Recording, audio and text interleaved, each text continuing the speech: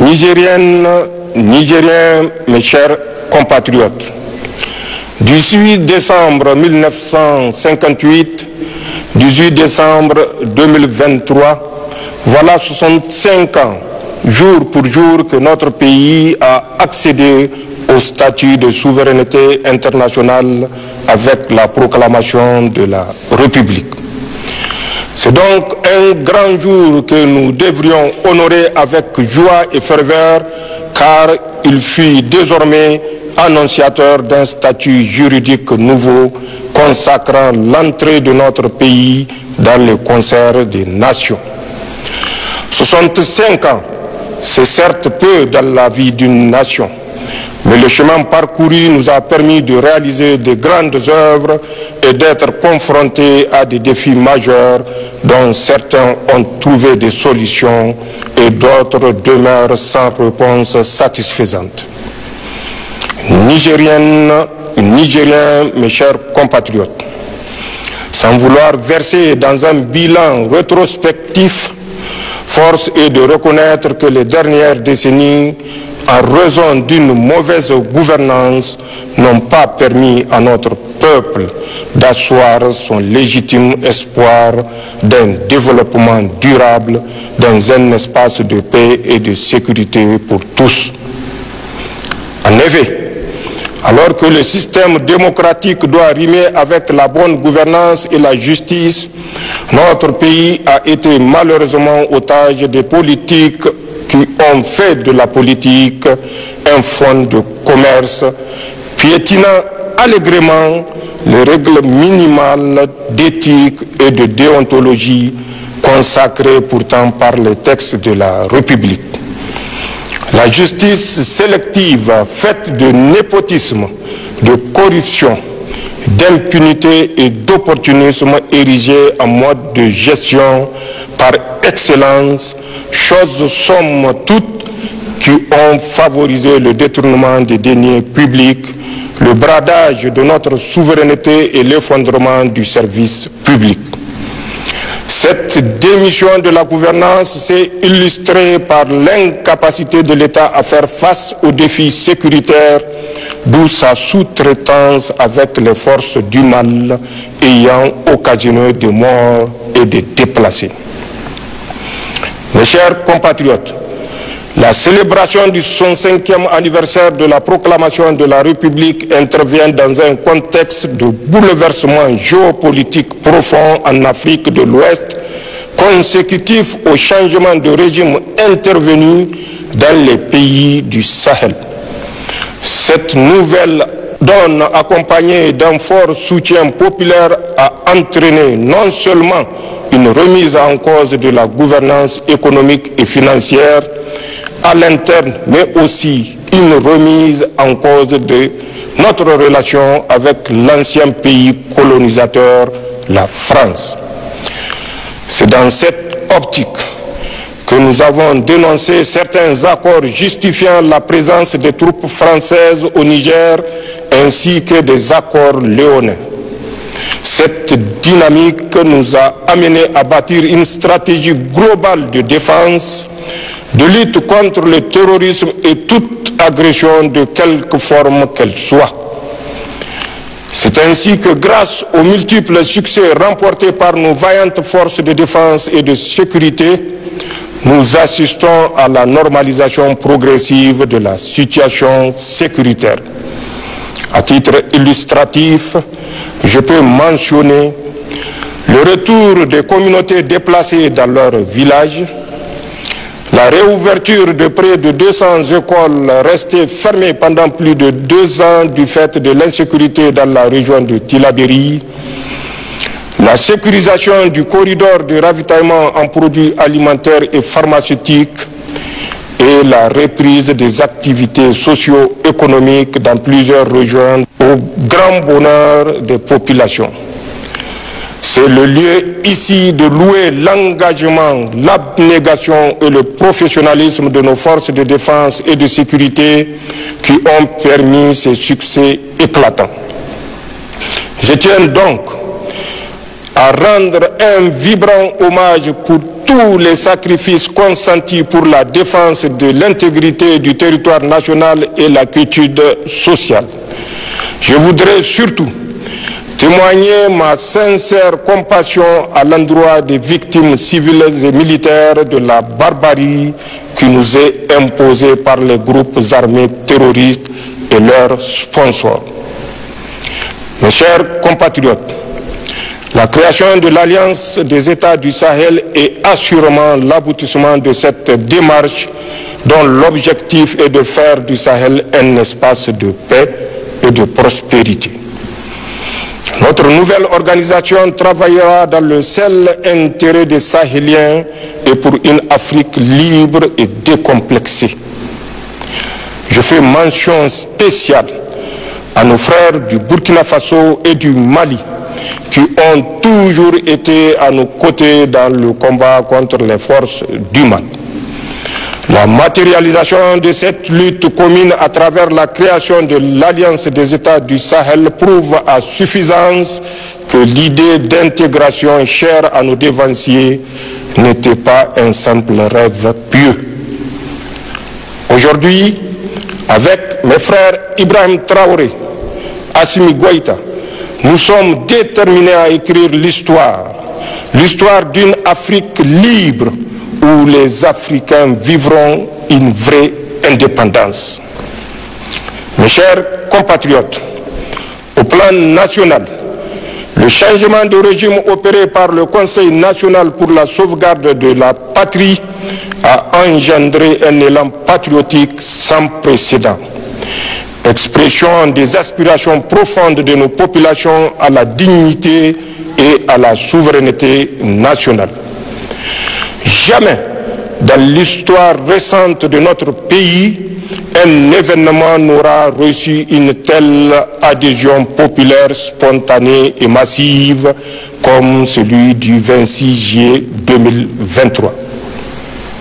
Assurément, ce dernier marque une rupture définitive avec l'ordre ancien et le début de l'émergence d'un Niger nouveau, fait de justice, de fraternité, de solidarité, d'amour pour la défense de la patrie, de la bonne gouvernance et de la préservation de nos richesses. Ce désir ardent, les populations l'ont traduit dans nos langues nationales en des termes clairs. Zanchan Assani, Laboussaninou. Permettez-moi à ce stade de saluer la résilience extraordinaire du peuple nigérien. Un peuple fier et déterminé à recouvrer toute sa souveraineté spoliée par des Nigériens véreux et leurs complices. En décidant de nous imposer des sanctions injustifiées, cyniques, iniques, criminelles, inhumaine et irresponsable, la CEDEAO et l'UEMOA pensaient nous mettre à genoux et nous ramener dans le giron du régime déchu et de la France. Ces organisations régionales ne savaient pas qu'elles avaient en face d'elles un peuple guerrier, descendant des grandes figures historiques qui ont forgé la nation nigérienne. Le Niger, notre cher pays, nous appartient et c'est à nous de forger son destin, Inch'Allah. L'heure des tractations et des combines dans les officines est révolue. Vous avez désormais en face de vous un peuple qui a pris son destin en main. Nous n'acceptons aucun chantage, aucune intimidation, aucun préalable. Tous unis pour la sauvegarde de notre patrie. Nigériennes, Nigériens, mes chers compatriotes, le Conseil national pour la sauvegarde de la patrie s'est engagé à convoquer un forum national inclusif pour faire le diagnostic de la situation du pays né de la malgouvernance des régimes passés. Il proposera des réformes nécessaires pour le futur avec une feuille de route pour la transition et un programme stratégique d'action pour la refondation de l'État. Ces assises seront bientôt convoquées. Dans cette lancée, j'ai défini un cadre stratégique de gouvernance pour la transition et élaboré des missions précises pour les membres du gouvernement que nous allons rendre publiques de cette semaine. Nigériennes, Nigériens, mes chers compatriotes, au plan de la mobilisation sociale et de la sécurité, un compte dénommé Fonds de solidarité pour la sauvegarde de la patrie a été créé pour la mobilisation des ressources, le financement des appuis au renforcement des capacités des forces de défense et de sécurité engagées dans la lutte contre le terrorisme et l'insécurité, ainsi que la prise en charge des victimes de ce fléau. Je tiens à remercier le peuple nigérien et le comité de gestion de ce fonds pour leur engagement dans cette mobilisation. Au plan de la justice sociale et de la restauration de l'État et du peuple dans ses droits, la commission de lutte contre la délinquance économique, financière et fiscale COLDEF est à pied d'œuvre pour instruire tous les dossiers relevant de sa compétence. J'engage ses membres, au demeurant sous serment, à tout mettre en œuvre pour mériter la confiance placée en eux par la nation. Pour ma part, je réitère mon engagement, celui du Conseil national pour la sauvegarde de la patrie et du gouvernement, de ne couvrir personne et de prêter main forte à cette institution pour surmonter toute entrave. Car le fléau généralisé de la corruption est l'une des causes qui nous ont conduits à prendre nos responsabilités pour mettre fin au régime que vous connaissez. Nous avons fait le serment de mettre l'État dans ses droits, pas de répit, ni de pitié pour ceux qui ont spolié les biens de l'État. Nous avons instruit la COLDEF à travailler en toute transparence tout en respectant les droits des uns et des autres. Nigériennes, Nigériens, mes chers compatriotes, la campagne agricole et pastorale de cette année n'a pas répondu totalement aux attentes de nos laborieuses populations. En pareille circonstance, l'État prend toutes les dispositions pour non seulement entreprendre des activités compensatrices pour les agriculteurs et les éleveurs, mais aussi à assurer la disponibilité des produits alimentaires sur l'ensemble du territoire national.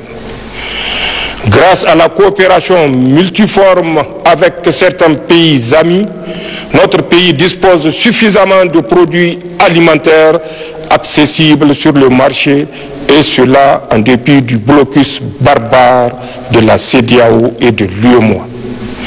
Je salue cette marque de solidarité des gouvernements de la Guinée, du Tchad, de l'Algérie, du Maroc, de la Guinée équatoriale et tous les autres pays amis qui nous ont apporté leur soutien.